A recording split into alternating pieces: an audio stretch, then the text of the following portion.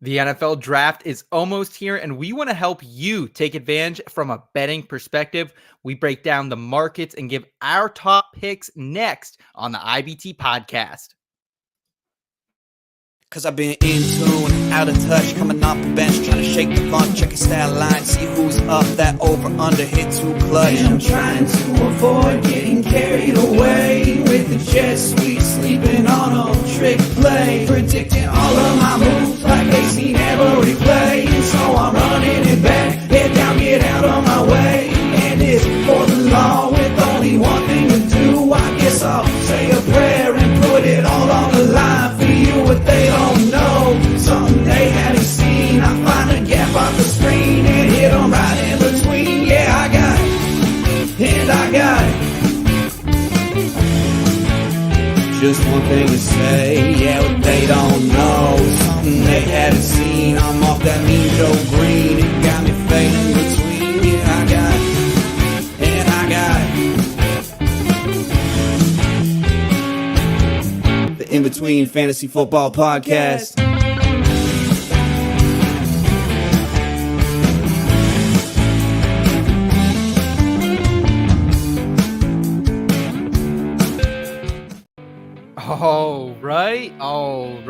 All right. It is Tuesday, April 16th, 2024, and the good times roll on here at In Between Media. Thanks for tuning into our flagship program, the IBT podcast, as the NFL draft quickly approaches. My name is Seth Wilcock, and tonight I'm joined by the boys back in town. It's Texas native, married to Philly's finest, college basketball savant, fantasy football wizard, Eric Romoff. Eric, how we doing today, bro? What's up, brothers? Tuesday. We're vibing tonight, talking a little NFL draft, coming to you from the backup studio. So looking forward to mixing things up on tonight's show. Absolutely, man. Pleasure to have you here. And we're also joined by a gentleman who has kind of become known as the heel of this particular program. Dude drove over 3 hours one way to post up at a DK Sportsbook to get his NFL draft bets in. Hoov, how are you doing, my friend? I'm about to do the same this weekend, man. Muted.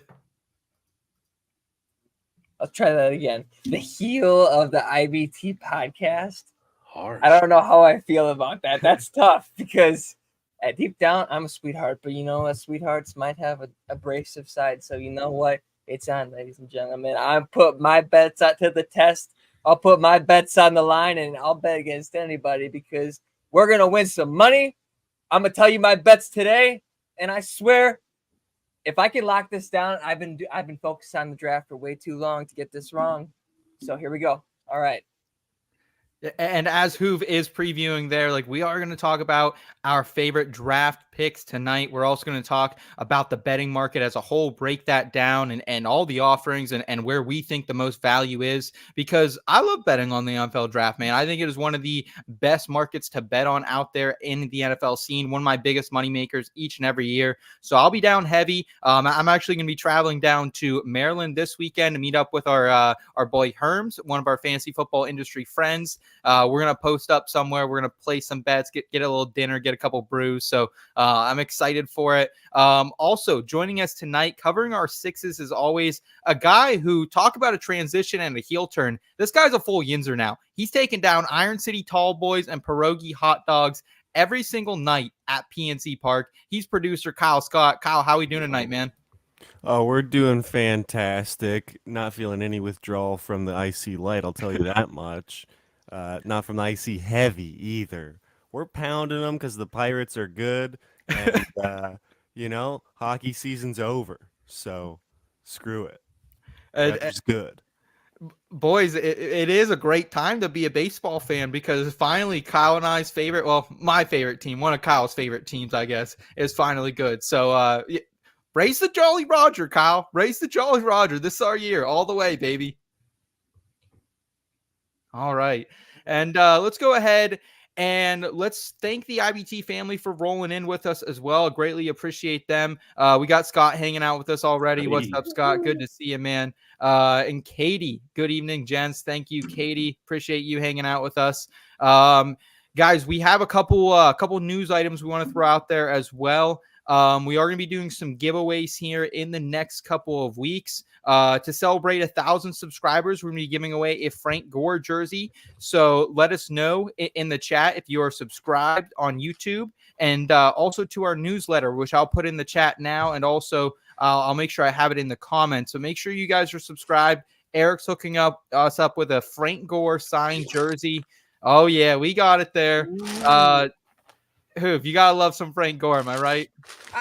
I'm kind of disappointed. It's not a Colts one, you know. Oh, no. Also, Hall of Fame Colts one. I'm thinking half Colt, half Niner, and then like I'm really excited because now we're talking about Frank Gore Jr. and we're giving away this wherever his kid Frank gets Gore. drafted. Yeah, I'm excited. I'll be putting my name in the hat. You guys don't think that this is just going to the subscribers. I subscribe too, damn it. Okay, so I'm throwing my name in there, and it'll be right behind me. All right, so. But honestly, truthfully, let's give it to someone that is very deserving. You know, we appreciate you all. So, and I promise you too, our newsletter is not going to spam you. We're not going to send you shit all the time. We're not going to be in your inbox constantly. We send you one weekly during the NFL season, and then we'll also send you one occasionally here in the off season as well. So no pressure. But if you guys do want to get in on the Frank Gore signed jersey, Eric, all they got to do is subscribe to the newsletter and the YouTube, and just let us know in the chat by saying sub. That's all you have to do, and Kyle will note it down. Man, hands down, like not to toot our own horn, the IB2 newsletter is one of the best ones out there, right? Like if you've been following us for a while, you know that we're pushing out content left and right, and we're essentially curating the best, the newest, the most potent content across the entire IVT universe into that newsletter. So it's a real good way to kind of get that quick digest if you're not going to have some time to scroll all the way through the sites. It's one of my favorite ones to receive. I appreciate that, man. And also, we're doing a Taysom Hill jersey giveaway for the first 100 draft night out tickets sold. We're at 50 right now, so we're halfway there. There it is. If you want the utility monster, all you got to do, get in on draft night out. If you guys are going to be at the Fantasy Football Expo, or if you've never even heard of the Fantasy Football Expo, it's a big expo where thousands of fantasy football and sports betting enthusiasts gather in Canton, Ohio, for the summer. It'll be 3 days of, what is it, like August 10th through 13th, 9th through 12th. Sorry, not marketed. I know our event is on the 10th. I think our event is on August 10th. But we're renting out a 2-floor bar. We were there last year. We got a patio. We got 2 bars on both floors, and about 12 live drafts popping off. So if you guys want to hang out with us, get a little beer in you, get a little whiskey, get some really good food. Hoov, I'd say the Brew Kettle is some of the best food I've ever had, and that's not even trying to plug them. But we went there, and I was that was best coleslaw in my life. I like to rank things. Katie gets pissed at me because I love to rank my food. I have a list for everything. That was the best coleslaw I've ever had, hands down. Brew Kettle. Canton, Ohio. I kind of want to pick into the whole like ranking thing a little more before we move on to that. What, like, do you go to different places and then like you sit down and then you start talking about like, okay, this burger like compared to Arby's is like there, because I get where Katie's coming from. I honestly a little bit. I get where Katie's coming from. So. Like it's not like I have a running list somewhere, but I have it all up in the dome. And like once it's not like the whole time I'm like, okay, this is a 4. Like it's not like I'm doing that. It's not like I'm putting out content for this. I'm just sitting there, and when I finish my meal, I'll say, yeah, I think that was like the number 4 best cheesesteak I've ever had, or something like that. Like that's wild. That's wild. The fact that you're like, this is 4. Like, you're not like, this is the best Philly cheesesteak I've ever had. Like, you can be in a good mood for it and be like, wow, this thing is smacking. I've never been like, wow, this is the 8th best Subway sandwich I've ever put off their menu. That's crazy. Part of me is terrified at the idea that that's just how you proceed through life. Like, I think this is a solid 6th on the list. But secondarily, those blind rank TikToks are easily the most consumed content in my entire feed. Where it'll give you like a list of like 5 foods, you don't know what's next, and you have to rank them 1 through 5. That is very much so the type of TikTok hole that I find myself going down. So maybe we're not so different, you and I. We got Scott in the chat saying I had my 12th best burger in Vegas last week. I Say it with your usually chest, my memory isn't, I can't really go past 10 for most things. So the fact that you have 12, Dude, I Scott, think and you're I lying right now. I don't think you can keep a running list of 4 or 5. no, I got it. There's so many different food categories out there. You're gonna have Not- sets of 5 plus on each one. not for every food, only foods I really like. Let's right. be honest So How here. do you you decide said which ones to coleslaw. rank? You said coleslaw is number 1 at Brew Kettle. Yeah. What is your 9th favorite coleslaw? I'm actually newer to the coleslaw scene. Boom. So What's your Yes. 4th favorite coleslaw? Name any For- other cold slaw. okay. Yeah, rank your coleslaws. Okay, If that one's your coleslaw. favorite. Number 1, Brew Kettle. Number 2, Permani Brothers. Number 3, Steel City Sandwiches. Number 4, Annie's Coleslaw. Number 5, the other one also at my deli, but not Annie's Coleslaw. Number 6, Wise Coleslaw. Number 7, came Bag Aldi prepared. Coleslaw. All right. Yeah, I stand Okay. corrected. My He guy's came got cold slaw in prepared. his locker. there we go. There we go. I We give you the- I don't know if I said it before I got into the coleslaw discussion, but we got Albert in the chat as well. Good to see you, Albert. Thanks for Albert. tuning in, buddy. We appreciate it. But yeah, pretty much how that whole conversation got started. If you guys want to eat some awesome fucking coleslaw, hang out with us and our entire staff and 200 of our closest friends in Canton, Ohio. Get a draft night out ticket. It's on the website right now. It's in the description of this episode. And then you can come hang out. You can get entered for the Taysom Hill jersey if you're one of the first 100 tickets sold. We're halfway there. Yeah. All right. So, all right, guys. I think that's about it, though. Let's go ahead and jump into the NFL draft and everything we got cooking out there from a betting perspective here in between bets. Between bets. Between bets.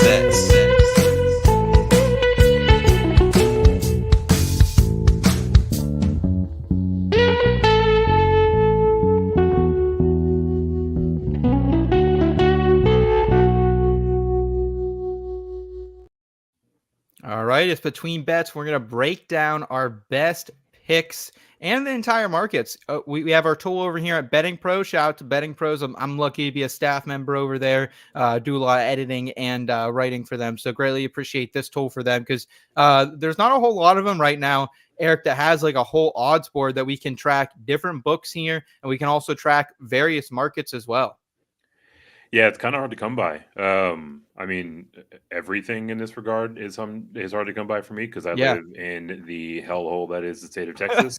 But yeah, if this sort of market isn't available in the state that you reside in, you can't even peruse it on your betting app, right? So super helpful to have all this compiled with Betting Pros, as has become kind of the industry standard. You have the full swath of different providers and books that you can actually place this bet on, and there's some interesting arbitrage here, right? There's been some line movement you can track. There's a couple of soft spots that you can take advantage of between one book and another. So definitely have the full array of weapons at your disposal for this one.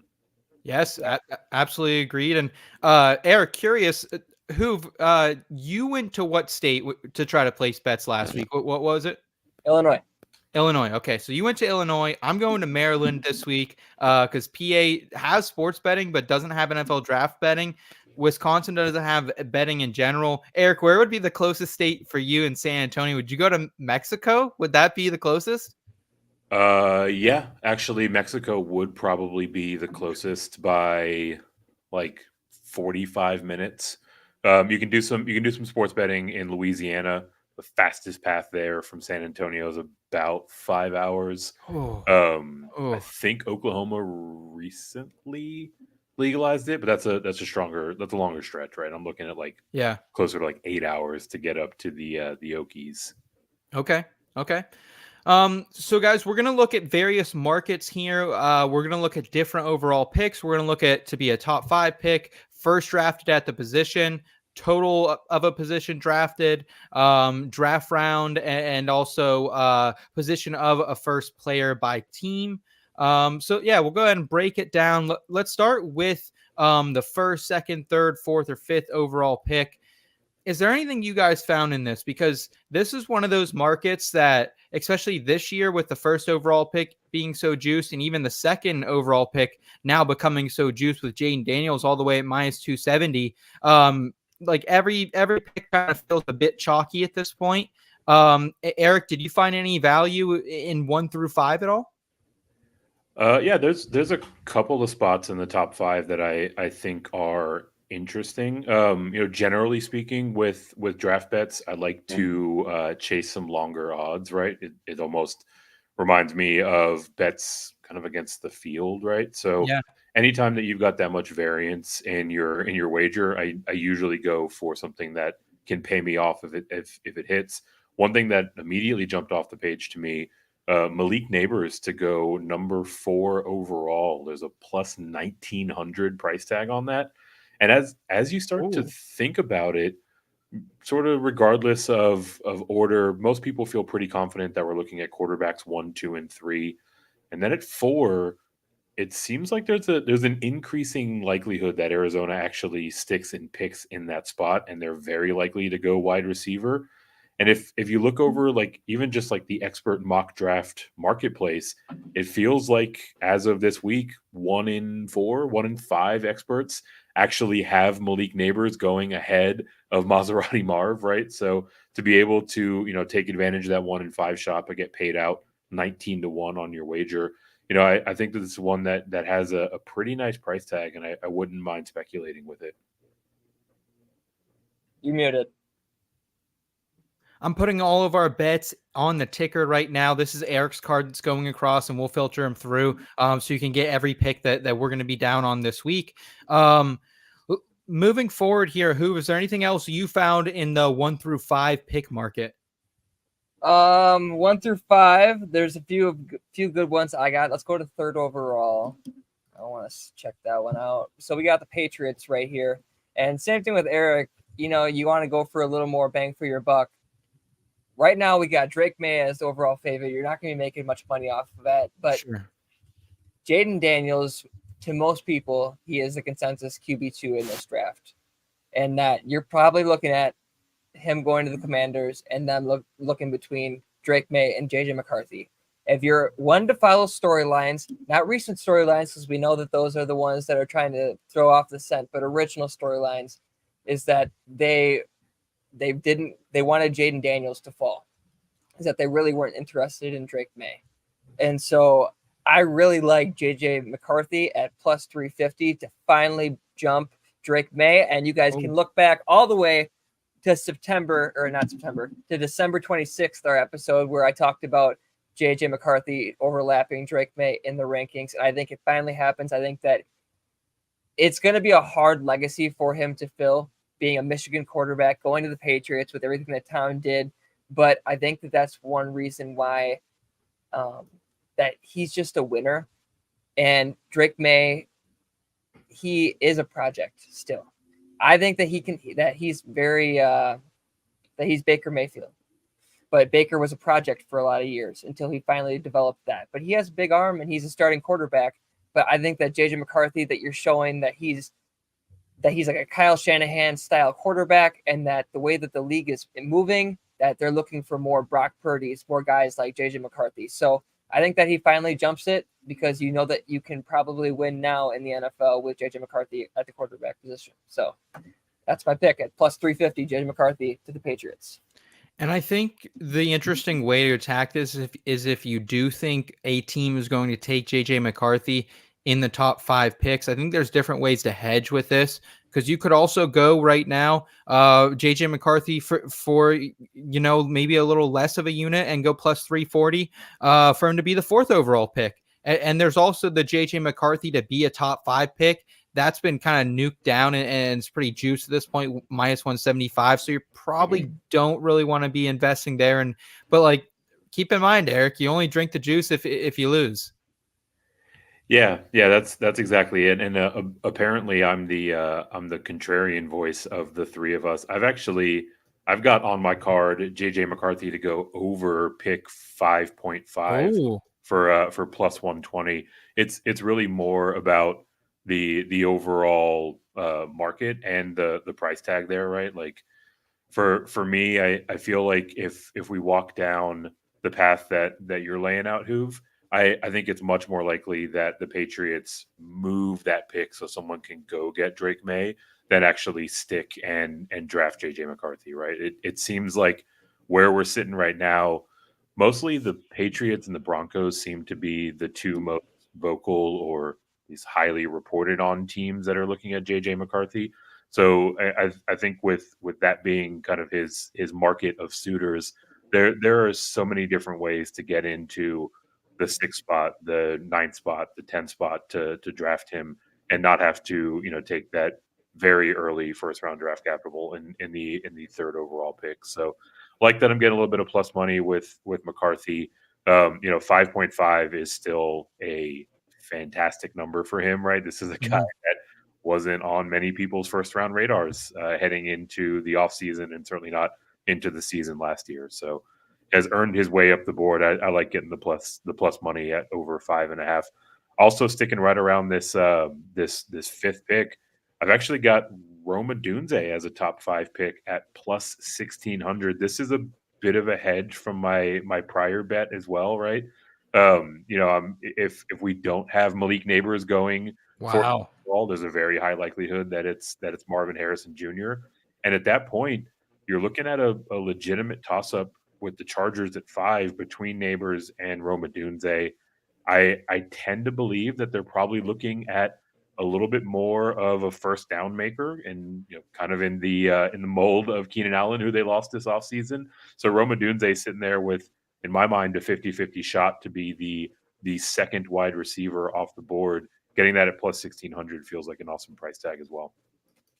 We got Scott in the chat saying you could say the same thing about the Cardinals. If they want Neighbors, they could potentially trade back from 4. And also, this is something I did want to bring up, Hoov. The Commanders, like there's a lot of smoke screens right now here in the early first round. The Commanders brought in all 4 of these quarterbacks for a visit here at the same time. Pretty kind of a strange situation seems like brewing out there for the number 2 pick. So a lot of smoke right now at 2, 3, 4 with these quarterbacks. What's your take on it, Hoov? My rebuttal to what Eric originally said is that it opens up a lot of things. Is that if the Patriots like JJ McCarthy more than Drake May, is that you're hearing why would the Vikings give up 2 first-round picks to go get JJ McCarthy, the 4th best quarterback? But if Drake May slides, that gives them incentive to trade up with the Cardinals to go up to 4. And the Cardinals move back to 11. So that's why it goes 1, 2, 3, 4, and then you have the Chargers with the 1st overall pick, or the 1st overall pick after all the quarterbacks go. So, we just talked about Malik Neighbors going 4th. I think that if we can go to number 5, 5th overall, I just want to see what it is. Yeah, Neighbors right now sitting at plus 275 right now. I think that's Bet Rivers. Yep, Bet Rivers plus 275 for Neighbors to go 5th. All right, so I wish that you could get some money off of trades because I would throw this in here too. We'll talk about it on Who's Mock Draft. I'll sprinkle in a little nugget, but let's talk about how the Chargers are probably going to move back from this pick. And I have the Bears moving up from 9 to get Marvin Harrison, and the Chargers moving back to 9 to get Brock Bowers. So we'll talk about that in a second with the money with that. But Marvin Harrison being the first wide receiver off the board at 5 to the Bears. You link up Caleb Williams and Marvin Harrison at plus 300. Give me that. So I took that bet down in Illinois this last weekend at plus, I think it was plus 300 as well. I think it's interesting that bet, Hoov, and that strategy. I tend to yes, I think we have to factor in trades, but I don't bet the market hoping there's a trade, Eric. I think that's the one Hoov, you're confident, you're our mock drafter here. So it makes sense that you're going to take your shot like that. I tend to believe there might be a little more sticking in the first round, especially from the Chargers, who they need an elite playmaker. And I think they have to stay there to get it. Well, then either way, that still works because that would be I think that in this scenario, I think the reason why the betting odds go this way is that Malik Neighbors being 5th overall pick is that they think Marvin's going to go 4, and that Malik will be the 2nd wide receiver off the board. So if Marvin's still there at 5 because there's 4 quarterbacks that went straight, you're getting plus money on Marvin Harrison being the first wide receiver off the board. Awesome. Let's go to be a top 5 pick. Was there anything you guys really liked in this this market? I didn't find a lot of value in it here. I know we already kind of touched on potentially Malik Neighbors or Rome Odunze at 16-1, and then Malik at plus 160. Would those be your only bets you think here in this market, Eric? Where we sit right now, yeah. The ones that I talked about are the ones that catch my eye. This top 5 market in particular it feels kind of tight, right? Like I found myself shading towards more of the first type of player off the board, or more towards the exact pick destination than actually looking at this top 5 overall market, because I think we've got a pretty clear bunching of really like 6, maybe 7 guys that can go in that top 5, and that's kind of dragging down the price tag on all of them on this particular wager. Completely agreed. Let's go to first running back drafted. And this is where I think is another place you can kind of hedge yourself a little bit and make profit. It's not going to be a huge profit you can turn, but Trey Benson right now, who showed out at the combine, I don't think any of us expected him to be as fast as he is with his size as well, from Florida State. You can get him right now right around 2-1 plus 210 at some shops. And then Jonathan Brooks, who it seems like one of these two guys are the top 2 running backs here at plus 240. I'm going to take a little stab at both once I get down to Maryland this weekend. That's going to be my bet, like probably half a unit on each, and try to profit something here, Eric. Yeah, I don't mind it, right? Those are the 2 clear 1 and 1A options kind of by consensus, right? So being able to get both of them at that price tag, obviously you're going to kind of cap your earnings because only one of them can go first overall, but north of plus 200 on each of them, you can more than make that up. So definitely like that approach. I'm speculating a little bit in the running back market as well. Much deeper pull.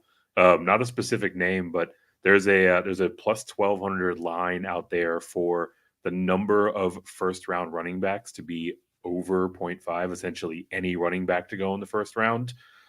Look, the running back market in the NFL today has told us that it is probably very unlikely that that's going to happen. And looking at the class, no one really has a clear first round grade on any of these guys. But I think it really only takes one team with, I don't know, like an aging billionaire owner who likes to splash around in the running back market to pay off that kind of quarter unit type of bet. So like those 2 names to be the one of the first 2 to come off the board, and don't mind putting a quarter, a half unit on that plus 1,200 line for someone to fall in love and take one of them in the first round. I would throw up. Let's be honest too. There have been multiple years where we didn't think any running backs were going to go in the first round, and CEH snuck his way into the tail end in 2020. And then not that long ago as well, like last year, nobody had Jahmyr Gibbs going in the top 15 or the top 20 even. Like he was a borderline first round pick for a lot of people, I think. So yeah, I'm absolutely I think it's worth I think it's worth a little stab at floated, right? Yeah, that's plus 350. That's question. Yeah, Scott's asking Blake Corum's odds to be the first running back drafted. Yeah, that's 5-1 actually. You can get him 5-1 over at Bet Rivers. So Corum would be the one that would scare me. I think Hoov. Corum would be the only one. We're getting a lot of Charger signals potentially out there, but I think other than that, I feel good with Benson and Brooks. Yeah, I like that. I mean, I'm doing that too. There's some bets that I had that kind of counter one another out, but for the right money, like you could throw $5 down on a bet that's going to make you more profit than the one you throw less money down on. So, yeah, I'm here for it. All right, you're muted? Oh, I'm sorry, guys. I'm working with multiple tabs with the odds boards tonight. Apologies there. Super unprofessional. So I'm looking right now at the first wide receiver draft, and the only thing I think you could even potentially factor that you would maybe want to put anything on would be Malik Neighbors over Harrison Jr. But I'm not going that far down that rabbit hole. I'm not investing in that theory, especially at 4-1. I just don't think that if it was still up at 8-1, 9-1, I think maybe you could. But it's since got a lot shorter to close. So that particular bet is how I landed on my Malik Neighbors at 4th overall line, right? Because you're getting that at plus 1900, which is ostensibly the same bet as Malik Neighbors as the first wide receiver off the board, right? So one of the areas where you can take advantage of the variety of markets if you feel like speculating. Yeah, great call out there.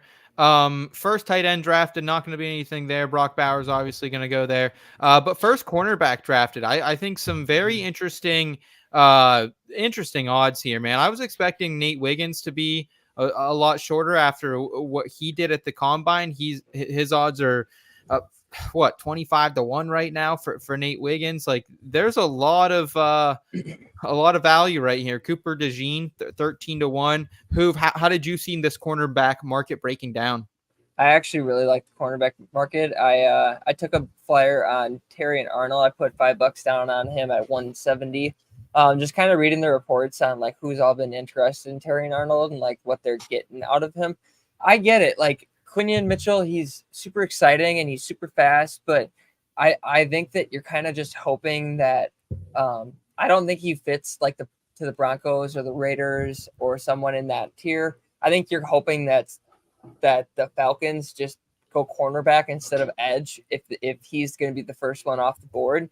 And I just don't see that happening. So I think that he slides and he'll be the second one because Terry Arnold, he's just a proven commodity at this point. Like he is going to be good at the next level. And I have him actually being a top 12 pick in my mock draft. So depending on who potentially trades up to get him or where he lands, that's up to you guys to read and find out. But at plus 170, Terry Arnold, gimme. Eric, you're a big cornerback guy, man. You study cornerbacks weekly during the NFL season. Do you see any value here potentially for DeJean or Wiggins? DeJean lit up his pro day after not testing at the combine. Wiggins lit up the combine. Any value on them? It wasn't that long ago as well that Kool-Aid McKinstry was projected to be potentially the first corner. He's since fallen, and his teammate Arnold has rose up the board. So are you taking more of the juice here? Mitchell's obviously kind of become the favorite over the last couple of weeks here. How does it shake out for you think? Yeah, I think the way that the prices are laid out, clearly demonstrates there's a tier break after these first two. I'm in lockstep with you, Hoov. Like I think Arnold is far more likely to be the first overall player off the board, at least in terms of drafted at his position. So getting that at plus 175, especially after the line opened at plus 115, right? Like Mitchell has put on an absolute clinic in terms of his draft performance or his pro day performance and his combine performance. But I mean, there are legitimate questions about the quality of competition that he was facing at Toledo. And I think that's just enough to move him down the board, especially when you consider these price tags. Like laying minus 145 for what should really be a coin flip is usually not a bet that's going to win you much money over the long run. I think there was 3 picks that divided them in my mock draft. So very, very close in tier. There's not a cornerback one in this draft, like a Sauce Gardner or a Devin Witherspoon or anything like that. So yeah, Terry Arnold at a coin flip, gimme. Okay. All right. I like the call there a lot. Anything else here in the first market, whether that's first offensive lineman, first defensive player drafted, anything that you guys are seeing value in? Because Joe Alt seems like the chalk here for the first offensive lineman. So I don't really think we need to dive too far into that. And then first defensive player here, Dallas Turner getting the looks. Minus 115, though. This is one I don't mind playing the favorite and taking some juice here, really. Yeah, I'll take Dallas Turner. I at one point I think Jared Verse is going to be electric at the next level. He was a huge contributor, a part of Florida State being undefeated this last year, and he was projected around like 16. So the fact that he was a part of that, I thought that he was gonna boost his way all the way up in the top 10, but just the way that this draft stock has been, it's kind of keep his stock a little higher than it was last year, but still like not in the top 10. So Dallas Turner, I think that he's proven that he is probably going to be the first edge rusher off the board. Eric, any difference from you in first defensive player drafted? No, I think it is going to be Turner. I don't mind. So like, Hoov, you've done a great job of this with your overall list of bets, where like there's a very clear storyline or narrative that you're following, right? If this, then that, and all of your bets are supporting each other in that way. So going back to our prior conversation, you want to talk about Mitchell being minus 145 odds to be the first cornerback off the board. You can get him at plus 2,000 to be the first defensive player off the board, right? We know that, especially in the early part of the first round, teams in today's NFL are looking for those benchmark type positions: quarterback, edge rusher, cornerback. So non-zero chance that we see Mitchell slide his way up as the first defensive player off the board. So to get that at plus 2,000 is interesting. And I like the call out on Verse, right? A player that 6-7 weeks ago was in the conversation for first edge and first defensive player off the board, now sitting third in that regard. Plus 450 is a good price for that. Love it. And Latu, like as talented as he is, the fact that he had to medically retire, that I don't want to knock a player for something like that, because obviously he's back and you want to root for him, but you also have to factor in that you're going to be paying this player a lot of money, and that is like a potential red flag for a player, for a franchise. And I think that his draft stock might take a dip out of that, but I still think he's a first round draft pick for sure, and he'll earn that bag that way. But him being the first edge rusher off the board, that's tough. I was shocked to see him with the second shortest odds. I thought he would be closer to fifth because of those medicals. Yeah, I thought. I mean, that's essentially what's drawing Michael Penix down as we maybe shift gears to the QB market, right? Like, teams get real twitchy about those dicey medicals when they're spending first round capital on a player. Yeah. So it's a toss up between him and Chop for me. Like, Chop's speed has been awesome to witness for sure. So looking at the total quarterbacks drafted market, I think if you're playing something here, you should be taking the plus money under 4.5. Like, I don't think there's a lot of value in this market though, in general. Like, I don't think this is probably something I really want to dabble in. Cause I do actually probably think, like, I think Michael Penix is probably going in the first round. And like, I actually have Penix on my card to go under 32.5 plus 120. So I can't take it as short of the odds as minus 180 to lay that juice. So if you want to hedge yourself a little bit, I guess you could take the under 4.5, but I'm expecting someone to bite on Michael Penix, guys. I really am. I think someone's going to want to get back in that conversation and try to scoop up the quarterback here. We don't know what the medicals are. That's kind of what you're gambling here. But I mean, hell, man, he's getting calls from Washington right now. Like, it's got to be sending some signals, man. I think Penix's game is it's one of the more NFL ready out of this year's class, right? I mean, he's clearly not in that top tier, but the medicals are dragging him down. And I wouldn't be surprised at all if we see like a super polarized range in terms of where QBs go in this draft, right? I think we're going to look at 1 through 4 coming off the board in the top like 6 or 7, and then literally nobody until somebody trades into the 32nd pick so they can get Penix on that 5th year rookie option, right? So this line is super sharp. I'd probably walk away from it overall, but yeah, I wouldn't be surprised if we see a team get a little itchy for that extra year in the first round rookie contract with Penix. Yep. And looking at the total wide receivers market in round 1, I think the over at plus 185, I think that's a great line, man. When you look at this and you look at the teams that really need wide receivers, there's a ton of them in the first round, the back end of the first round as well. I counted 10 or 11 teams that I could see taking a wide receiver in the first round. You're kind of betting on whether it would be Troy Franklin or Ladd McConkey to scoot up into there in the first round. We have both the Texas wide receivers. We have Malik Neighbors and Brian Thomas Jr. from LSU. And then we have Roma Dunze and Marvin Harrison Jr. as well. So there's kind of that bunch. And then it's Troy Franklin and Ladd McConkey. Can one of them scoot in? And I think the Bills might be pressured into taking wide receiver. The Chiefs are at the end of the first round, who they're going to be pressured into taking wide receiver. And same with the 49ers, man. We don't know what's going on with Brandon Aiyuk. So, yeah, I think the over here makes a lot of sense. How do you feel about it? I think that's a logical reason to bet the over. Especially for the money that it's worth. I wouldn't bet a lot down on it, but I don't know. I'm starting to lean more towards Bo Nix might sneak in as well. I think towards the end, like, you should factor in the Lions are looking for a wide receiver. Maybe they could end up trading down for a team like the Broncos. The Broncos don't even have a second round pick. So you think one of these wide receiver needy teams could trade back into the second round and then it kind of busts this bet if someone wants to trade up for Nix? Yeah, I think that there's going to be some teams that want to trade down just because there's so much value that teams can move up. And I think that can be like why if that quarterback bet was at 5.5, oh man, I would have loved to see the money on that.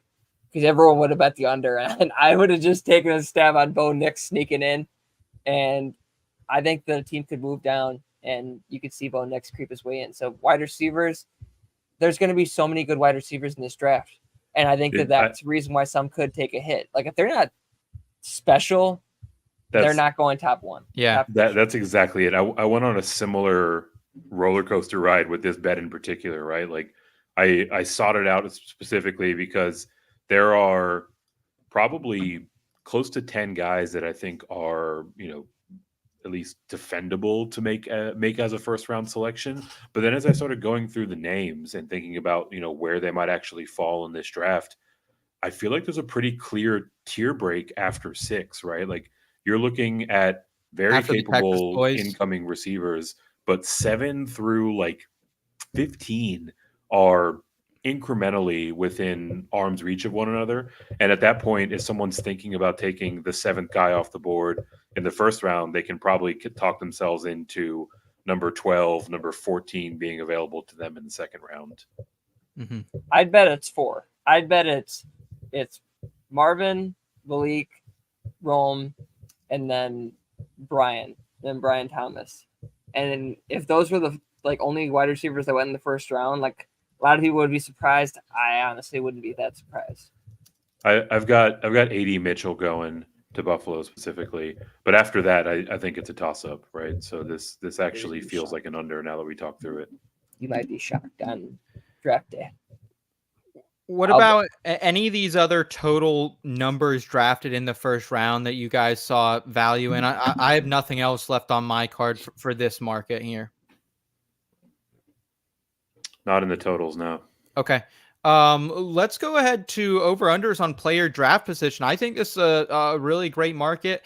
This is usually one of my favorite every single year, and we're getting more and more offerings. Caesars kind of leading the way, so shout out to Caesars. We appreciate them. Let's see. I have Michael Penix Jr. under 32.5. I talked about that one already. Like Penix to potentially sneak into the first round there. I also like Jared Verse under 15.5. I think Jared Verse at a fine price tag, taking a little bit of juice at -120, but I think Jared Verse, who I don't know if you have him near top 15 of your mock draft, but I think there's a lot of teams there in the early teens, late single digits that could sneak up and get Verse. I really want to talk about the potential for Verse. There's 2 landing spots I think that make the most sense, but I think that I have to talk about one thing before we can get to that because it opens things up. Can we scroll to the top real quick? Sure. All right, so it's at 15.5, so I'll keep that in mind. All right. So Brock Bowers I have made a bet for exact draft position. I don't know if you have that. We don't have to go to it right now, but it's at plus 1,400 for him to go 9th overall. Now that alone has so many opportunities because Brock Bowers, people are like projecting him to go to the Colts or a team, but he is a high commodity. In my opinion, he is a top 10 draft pick, and a team will move up to solidify getting Brock Bowers. And with him more than likely being mocked to the Jets in a lot of people's eyes, the Bears, that second first round pick could be a prime come get Brock Bowers spot. So either like I was alluding to earlier with Marvin Harrison, the Bears moving up to get him, and then the Chargers drafting Brock Bowers where they can get an offensive lineman and a receiver for Justin Herbert and Bowers. Like for him under 11.5 at plus 130, I'll take that. I think that he's a top 10 draft pick. So I'll take that right there. But then even when you're talking about Jared Verse, well, if you're talking about the Colts, like at 15, they're probably not going to get him. But if they really want him, they could move up to 9 to get Brock Bowers. And then the Bears are sitting at 15. And that's someone that I've also heard that the Bears are completely interested in is Jared Verse. So I think there's a reason why he's mocked at 15, whether that's the Colts, whether that's the Bears. I could see him going to the Raiders. I could see him going to the Broncos at 12. So there's like 3 teams I really think that Jared Verse could go to, and I think they're all in the top 15. So I'll take the under on that as well for Jared Verse. Eric, your thoughts on Brock Bowers over under? Because I'll be honest, that's a number I looked at for a long time. I said, man, I think Brock Bowers could maybe, at least get into the top 11. The Jets were getting a lot of traction for him earlier. Do you feel the same? So it's tricky with Bowers, right? Because I think if you look at him as a prospect, he's pretty well inside the top 10 for just about dude did a anyone, right? backflip. Did you see the backflip on Twitter today? Oh my God. And look, like that backflip is going to come in handy when he's running through the secondary, right? Like big time on field application for the backflip. But all joking aside, like he's a phenomenal prospect, and I think he's inside the top 10 in that regard in this class. But there's an economic consideration here, right? Like, you talk about the rookie pay scale. A guy going inside the top 10 is going to make north of $22 million on that contract, whereas the franchise tag valuation for a tight end is like $13-14 million, right? So like, yes, there are a couple of teams that are probably going to take a look at themselves and say, am I a tight end away from being in contention? And I think those are your most likely earlier landing spots. But absent of that, I think front offices are going to look at the value or kind of the lack thereof that they're getting in that rookie pay scale for a tight end and say, if we can get him around 15 where he'd be 17 million or 19 at 15.5 million, right? Like I think there's economic drivers that are going to pull him down the board, it's going to be an interesting storyline to watch, right? Because from a talent standpoint, he should absolutely be inside the top 10. Looks like we got Andrea hanging out with us. Good to see Andrea. Thanks for making time for us on your Tuesday evening here. So go back to Jared Verse, then I'm interested to see Eric's opinion on that at 15.5. It feels about right. Honestly, I would probably walk away from that one. Okay. If I was backed into a corner, I think I would lean towards the under, to my point earlier, right? Like those kind of benchmark positions that teams drafting in the early part of the first round look for. He plays one of them very well, right? Yeah. So, I wouldn't be surprised at all to see someone fall in love and take him, 10, 11, 12, somewhere around there. But the price tag on it and where that number sits feels about right. So I'd probably just walk away. He's gonna be New Orleans Saints, guys. He just to me looks like he's gonna be Cameron Jordan's understudy. He's gonna be the heir apparent to that role. So that's where I like him there. Like I know the Raiders already have an absolutely sick front, but I could see them going out and just doing some crazy shit as well, and potentially adding Verse as well. So, but there are some interesting landing spots for him too if he falls down the board. Seattle, Jacksonville. So you make a good point, Eric. Maybe something I will consider before I head down to Maryland. What's Roma Dunze's? Roma Dunze in this. Yeah. Yep. 8.5 plus 130 for the over. The under is minus 160. That's one I have no feel on that. I feel like I've seen a lot of mocks with him going 9 to the Bears. But I could also see maybe something else happening there. Hoov, what are your thoughts? Let me talk to you. All right. So I alluded to it earlier, and I was saying, what if Drake May falls to 4, and that gives the Vikings a reason to trade up from 11 to go get Drake May, and then the Cardinals are sitting at 11. We've seen the Cardinals move down, move back up like they did with Paris Johnson Jr. So what if they're sitting at 11? They see Roma Dunze, or they see Malik Neighbors go off the board to the Giants, and they move up to the Falcons at 8, and they get Roma Dunze, and then the Falcons can move back 3 picks and still get Dallas Turner, because then if it's really a toss up to them between Dallas Turner and Jared Verse on who's the best edge rusher, they don't care if they get one of them at a cheaper rate. So I'll take that Roma Dunze at under at 8.5, being the 8th overall pick to the Cardinals. Gimme. So I'll take that too. I've got a different path in terms of how I got there, but I like the under there as well. I mean, I put a card out there for him to go 5th overall to the Chargers, right? I would be shocked if he's on the board at 7 if New York lets him slide by, right? Like they really need to, try to get a clearer picture of what they have in Daniel Jones, so he needs a weapon there. Good point. So yeah, I mean, if it's by trade, if it is, more straight up, I think there are a number of different ways where you can see a Dunze landing inside the top 8. Okay. I like the call out there. I also have Nate Wiggins under 26.5 for me, minus 115. The books don't really know where to go here on Nate Wiggins. I just don't think there's as many athletic cornerbacks in the league that people can just pass up a guy like Nate Wiggins and his stature. And there's a lot of cornerback needy teams kind of in that late mid to early 20s range. You got Philadelphia. They need to replace probably Bradbury soon. He's getting old as hell. Darius Slay's not getting any younger. Minnesota, how many times do we attack Minnesota's secondary last season? Dallas will be good. They don't need a cornerback, but Green Bay, like Eric Stokes is not that guy. Rasul Douglas is traded. I could see Nate Wiggins being the perfect Green Bay Packer as well. So I like Nate Wiggins to potentially any of those teams. The Rams need a cornerback at 19. The Steelers could go away from offensive line at 20 as well. So I think Nate Wiggins' services are going to be well warranted. I'm going to take him minus 26.5 here at minus 115, boys. Giddy up. I'm with you, but like when you're talking about the Packers, I think Nate Wiggins is gone before the Packers can pick. That's okay too. That's okay. That's all we need is minus 26.5, and we're good, man. But I do like the idea of the Packers picking a cornerback in the first round with what is given to them at that point. So I'm with you. I like the way you're cooking that up. What about you, Eric? Yeah, I'm going to make, I guess, more of a functional argument than anything else. This is actually one of the options on this Betting Pros market is looking at first position drafted by team.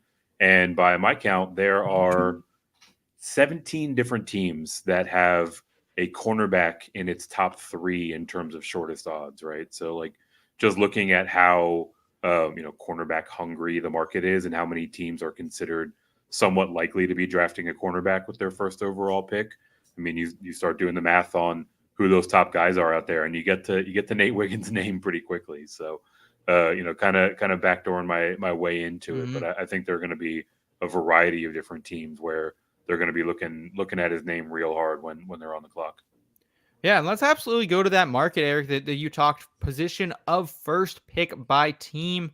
I think there's some really interesting names here. I took a couple of the chalk picks here.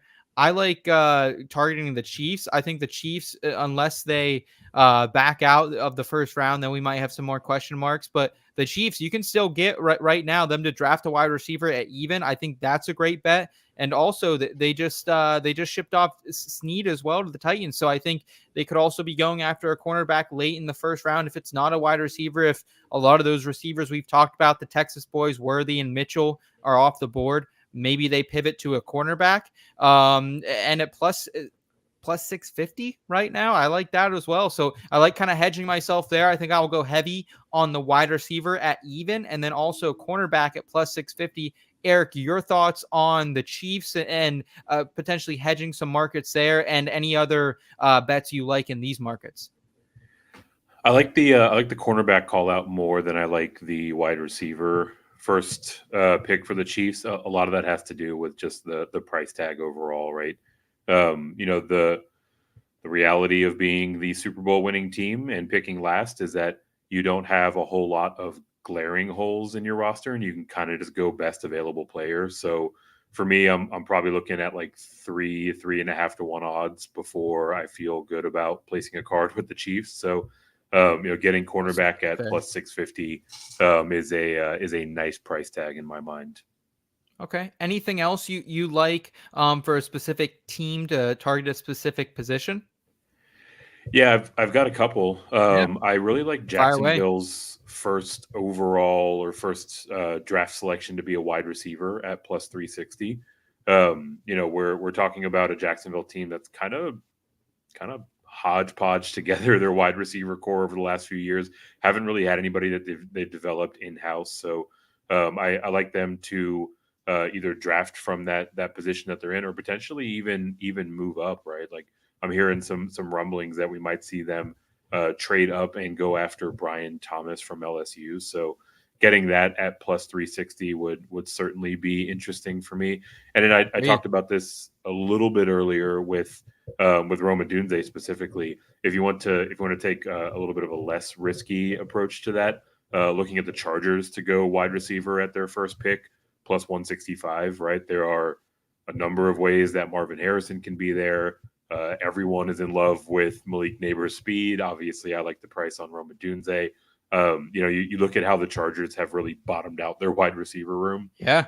Feels like they would want to address that. So getting that at plus money makes a lot of sense to me. And lastly, this is the chalkiest pick that I have on my entire card. The Titans are absolutely taking an offensive lineman with their first overall pick. Most likely it's Joe Alt. If it's not, there are a few other guys that you can make a case for. But, looking at them to go O-line at minus 250 with their first overall pick is the last wager I have on my card. That's a heavy juice. That's a heavy juice drink for my guy Eric. He's gonna be waking up with a hangover just from the sugar. Hoov, anything for you in this market we haven't touched on? I haven't really looked at this too much. There's a few teams I'm curious to look at. I want to look at your Steelers first. Got that one. Yeah, Steelers are really hard. I like that. Yeah, plus 650, not bad. 7 to 1, like that's kind of where you would be hedging if you want to go with the Steelers.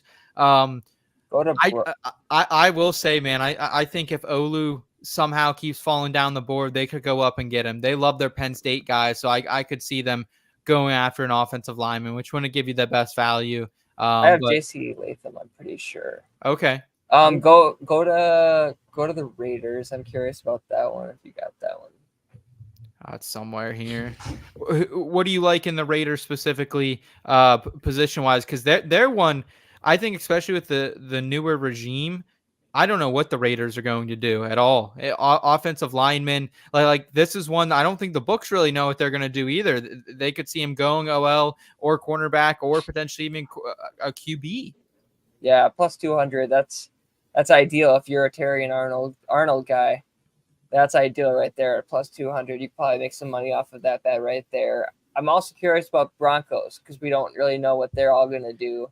I think their quarterback odds are nerfed. I think they're minus money for a quarterback. Yeah, minus even right now, best odds for a quarterback. So where do you have the Broncos going in Hoov's 3.0 mock draft, if you don't mind me asking? So this is the Jared Verse pick. I don't think you can talk me into Michael Penix justified at 12. Sure. At even, you're not. I just don't know if that's really worth it. But at plus 300, Jared Verse being the second edge rusher off the board, this, in my opinion, would be right after Dallas Turner. After the Falcons move back and draft the first edge rusher, then Broncos running the card and they put in Jared Verse. And so that's just a big Sean Payton staple. Like you're talking about Cameron Jordan earlier, Yeah. that would be his next Yeah. Cameron Jordan, because you know that you got to fix that defense. The defense wasn't terrible, but there's still so many holes you got to fill with that team. And Sean Payton knows that the way that he handled the Russell Wilson situation, or how the organization handled it, free agents aren't going to want to go there. So you're going to have to find studs, and Jared Verse is a stud. Okay. Last couple I want to throw out for you here, just some longer shots on my card. Again, these are probably gonna be like a 10th of a unit that I'm gonna put out there. Ravens to draft a wide receiver first, plus 700. They're in that position to potentially get themselves a Mitchell or a Worthy. I just don't think they can roll out this wide receiver core, man. They don't have a whole lot, man. Nelson Aguilar is their wide receiver 3. Bateman seems like he is not worthy of that first round pick a couple years ago. And behind that, it's guys I've never even heard their name of it. And I think together, you and I, guys, I think we could probably name 300 NFL wide receivers. Like, that's where they're looking at with their depth. So I think they could potentially grab a wide receiver. I like them at plus 700.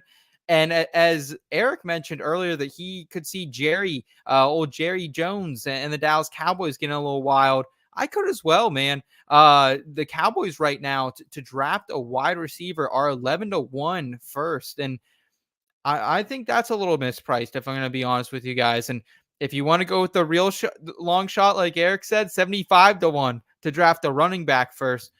I think the Cowboys have a lot of needs here.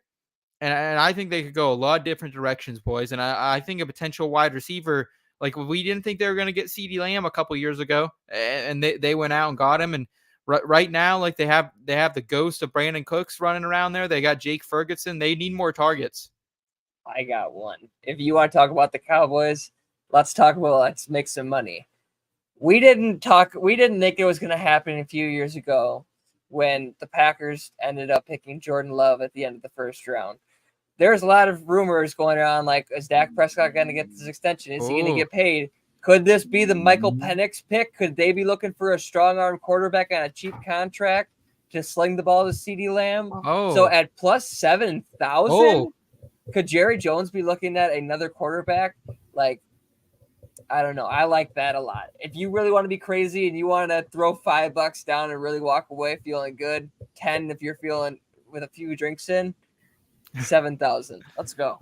70-1 for a quarterback to go off the board there. Eric, any thoughts here on the Dallas Cowboys? That's your land. That's your homeland.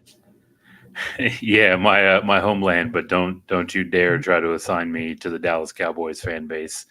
Look, they can go a number of different ways, right? So, like, kind of like I said off the top, anytime that there's not a clear, discernible favorite, I tend to err on the side of the better price, right? So cornerback is kind of interesting to me. Quarterback, I like the price tag. I don't know if they would do that to Dak in year one, but then wide receiver is a good number. Running back's a good number. They didn't re-sign Honestly, him. I might go all the way down to safety at that 1,100, right? Or 11,000, I should say. I think if you want to take some long shots on a team's first position drafted, it seems like the Dallas Cowboys, regardless of what position you believe that is, I think it might be wide receiver. Eric's liking a potential shot on a safety or running back. Hoov's signaling quarterback at 70-1. Dallas Cowboys might be the team to do that. I think that's something we need to keep in mind very much, folks. So let's go ahead. I think that's pretty much everything from a betting market. We might have some more articles coming out on the site. We already have a couple different NFL draft betting guys out there now. Hoov's going to have his mock draft 3.0 coming out in the next week as well. But guys, let's go ahead. Let's round out the show here with a little Would You Rather. Risky business or FSA. Are you that hard on the rocks? We're chilling with a cold one.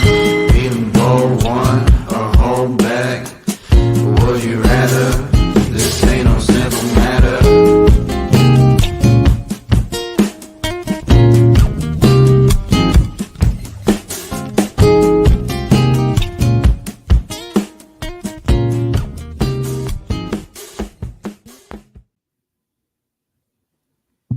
All right, we're back with Would You Rather. We got Kyle Scott joining us. Kyle, how are you doing, man, after all the NFL draft betting? You ready to play a little game of Would You Rather? Yeah, hell yeah. I'm ready to lighten the mood a little bit. Yeah, we are deep into some draft talk. So, what do we have from a would you rather perspective? And also, can you give us a little hindsight on what the game is and how we play?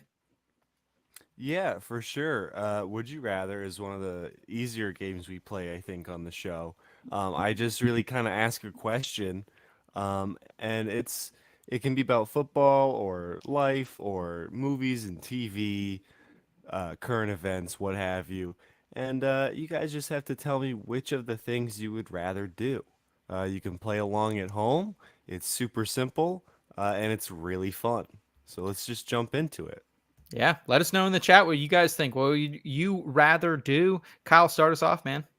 Yeah. So, speaking of current events, holidays, you could say, would you rather watch Pineapple Express, Dazed and Confused, or Fast Times at Ridgemont High on 420? And now that's coming up on a Saturday, so that's going to be pretty good movie day. Honestly, you could triple feature these if you really, really wanted to. If you want to get a little crazy, don't want to get up off the couch. But I mean, Hoov, this feels like a you question. I'm gonna send it over to you. What are you thinking? I'm gonna shock everyone here. I think people are gonna think I'm gonna go with Pineapple Express here, but I'm actually gonna go old school, and I'm going Fast Times at Ridgemont High. Man, that was one of the movies that my dad showed me when he was worried about me smoking pot in high school, and it it was just eye-opening experience, man. I mean, every guy knows the scene I'm talking about. Eye-opening experience. Hallelujah. So, Fast Times at Ridgemont High. That's my pick. Easy peasy. Throw it back old school. But I like the animal houses. I like the old school comedies too. So like that's just like right up my alley too. Just like typical stoner vibes. So I'm definitely with Hoov here. I think you have to throw it back to one of these older movies.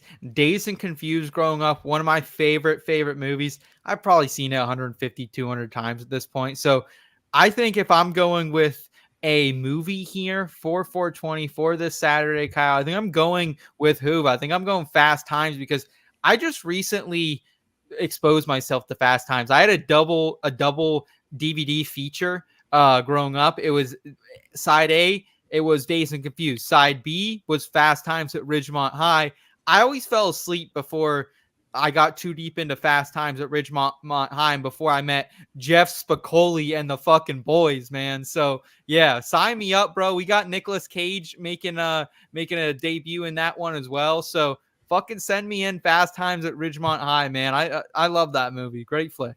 The reason why my dad showed me it too is because like we'd always watch the Santa Claus movies, and the stepdad is obviously in it, younger, Oh, and he's like, yeah, I just can't see him in that role after seeing him in Fast Times. And I'm like, the stepdad, the therapist, and he's like, all right, yeah, I just gotta show it to you in glimpses. I can't show you yeah. the whole thing, but yeah, That guy steals the movie too. For like, well, Jeff Spicoli, I think, steals the movie, but the older brother is a really fucking like you root for that guy.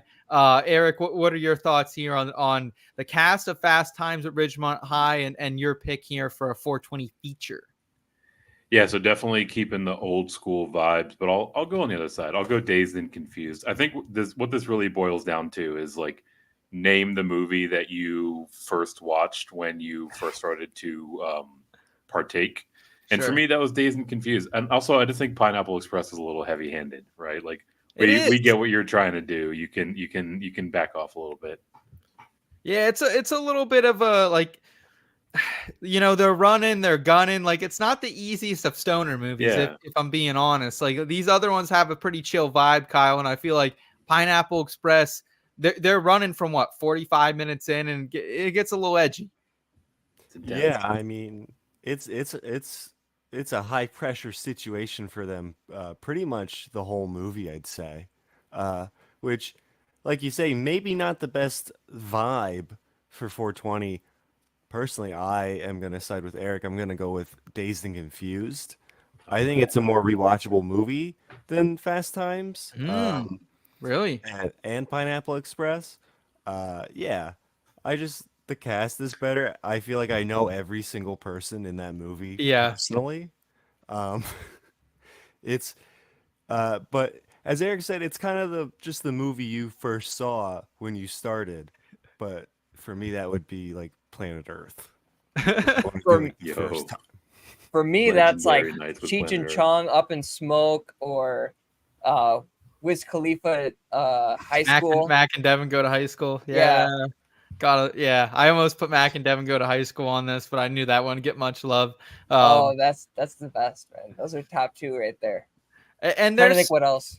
I think I love Dazed and Confused because it's such a quotable movie, but it also like in a way like everything that's gonna happen. And man, does Watterson just have so many killer lines throughout that movie? Like absolutely like legend for what he did in that film. So, all right, well, Kyle, what else do we have here on the dock for Would You Rather? Yeah, so we're gonna throw back kind of to football. Would you rather grab a beer with Adam Gase or Daniel Jones? So, Seth, why don't you give us a little context and then give us your opinion? Yeah, so Daniel Jones, boys, he did the Adam Gase here in a recent interview. Let's listen in. Just take away, look at this man, look into his soul, look into his eyes. Let me know your thoughts. Yes, kind of just start off with the obvious. How are you doing in your rehab and where do things stand? Rehab's going well. Making good progress, coming along.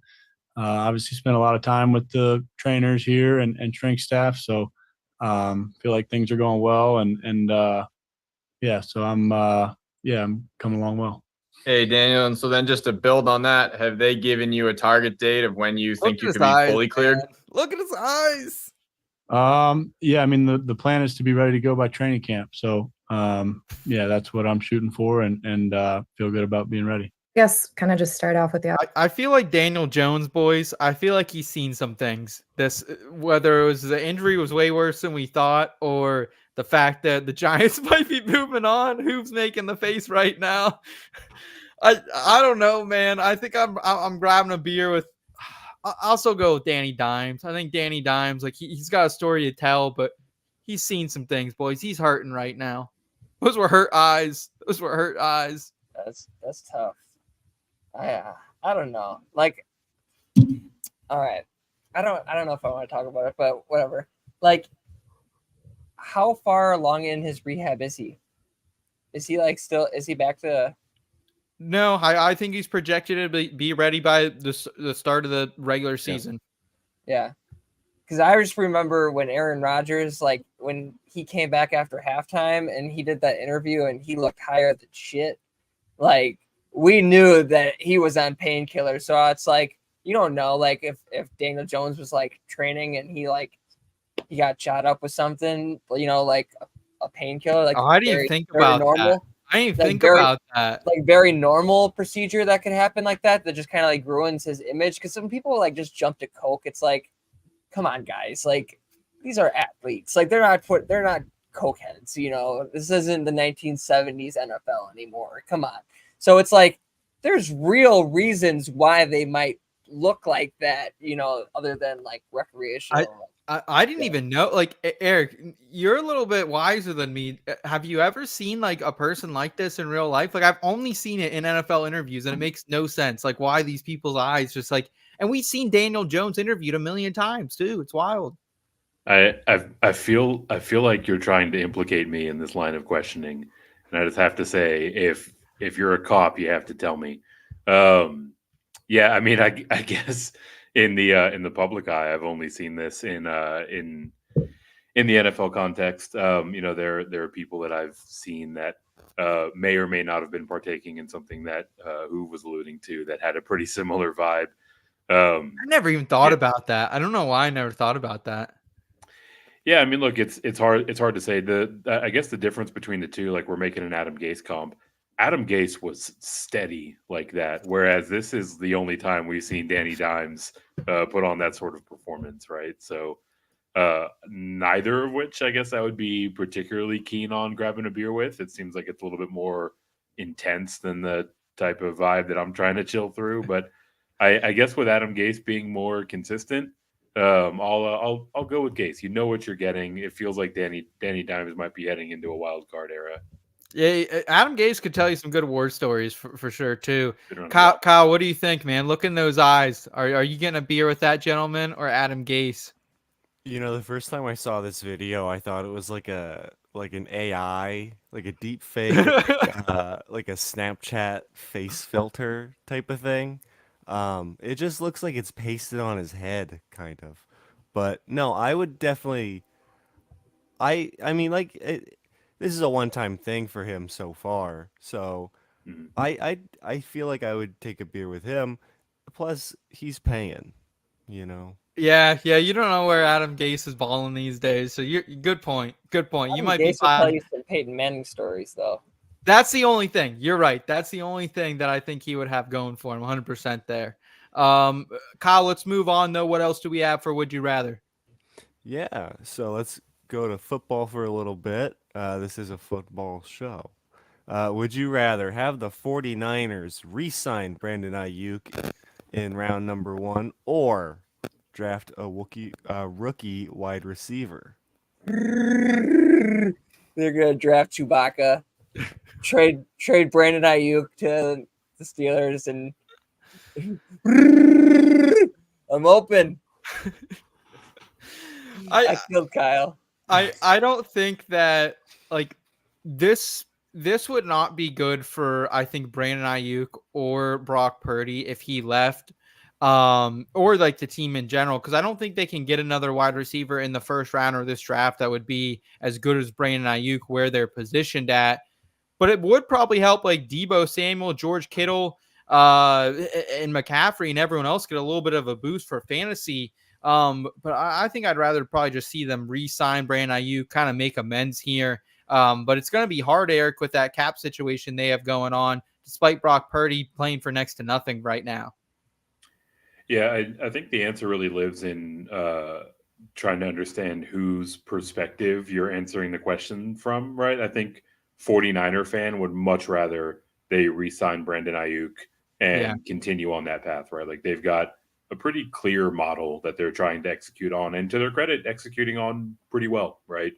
From a fantasy football perspective, I would love to see Brandon Ayuk get out of town, right? He is one of the highest producing or performing wide receivers in the context of how little he's utilized, right? So you get him into a spot where they're throwing the ball more often, where he can be the focal point of an offense. I think he has tremendous upside. So, I mean, I guess kind of a toss-up. I think most likely what's going to happen is we will see Ayuk return and San Francisco try to run it back with this core of guys. Hoover, are you on the side that says Brandon Ayuk gets re-signed and that you would like that from a fantasy perspective, or are you like Eric and would rather see him potentially go elsewhere and open up some things that 49ers become a little more predictable and Brandon Ayuk could start as an alpha? I don't want to do it as a from a fantasy perspective by any means. As a Niner fan, Bo, our Bo McBig time here at IBT, he dubbed my favorite compliment I've ever gotten. He said, "You're a realistic 49ers fan." So some 49ers fans may hate me for this, but I think I'm more in the favor of drafting a rookie wide receiver and getting draft capital from what you're going to get for Brandon Ayuk. Is like we're seeing it for teams like our biggest rival right now in people's eyes is still the Eagles. And so like you're seeing what the Eagles is, they're paying guys like Devonta Smith, they're paying their guys and they're like filling these holes and their sacrifices that you have to make, like a Jason Kelsey, but you're going to pay a Lane Johnson. And when guys like George Kittle and Christian McCaffrey and Debo Samuel and Trent Williams and all these guys are injury prone, like we need to start getting some young weapons in here. And if we could trade Brandon Ayuk and replace him immediately with a Lad McConkey, just putting him right in that role, that would just be insane. It wouldn't be the same thing, but that's where you also know as a Niners fan, like it took us 4 years to get back here, back to the Super Bowl. So if we can get back in 2 and kind of just filling some holes, taking a year, getting some growth, and then really going all in, I'm not against it because you know that by the year 2, by the time that you're probably back in the Super Bowl, Brandon Ayuk isn't going to be on that roster because you're going to be paying Brock Purdy something. That's my opinion. Okay. Love it, man. Love it. Well, I can't thank you guys enough for hanging out with us tonight. Kyle, Hoov, Eric, it's been awesome hanging out with all y'all. It's been awesome hanging out with the IBT family tonight as well. Easiest way to support us if you're new to the channel, please hit that subscribe button. Give this video a thumbs up. You can head over to the website inbetweenmedia.com. We got a bunch of great articles and columns over there. We also have our new Dynasty trade value chart you can check out as well. Get yourself a ticket to draft night out. Come hang out with us in person in Ohio this summer. Guys, thanks so much. Last thing I want to leave everyone with, I've been giving everyone a weekly challenge, something to do that I think can help both mentally, physically, depending on the week. This week's challenge is put your outdoor furniture or spruce up your outdoor space. Like we did that this weekend, and we got the patio furniture back out. We flipped over the rug to the nice side. We broomed off the patio, and it felt good, man. It felt really good. So, Eric, have you done that yet? Do you have a nice little yard patio area? Because I know Kyle doesn't have one. So, Kyle, sorry that doesn't apply to you, man. I don't have a nice outdoor space, but I did recently get my shit together in that regard. We had like the overgrown jungle kind of vibe rocking up front, and now nice and trim and tidy. We get like 2 weeks of like flowering weather before everything just gets burnt off by the hot sun. So trying to keep the rose bushes alive, trying to keep the magnolia tree flowering while we still can. So I'm actively in the throes of that challenge. Hell yeah. Hell yeah. Hell yeah. I got my stuff out already. The only thing I'm lacking is I gotta get the dogs' pools out, and then everything should be good to go. But I don't know if it's nice enough yet. It's been like 70 here in Wisconsin the last few days, but I don't know if it's pool weather. Yeah. Especially from that hose. Yeah, it's getting there. I don't know quite about yet. Guys, once again, thanks so much for tuning in. We greatly appreciate it. Have a great weekend. We'll be back next week on Tuesday. I think we're gonna do a mock draft. So excited for that. Thank y'all, and keep it in between until next time.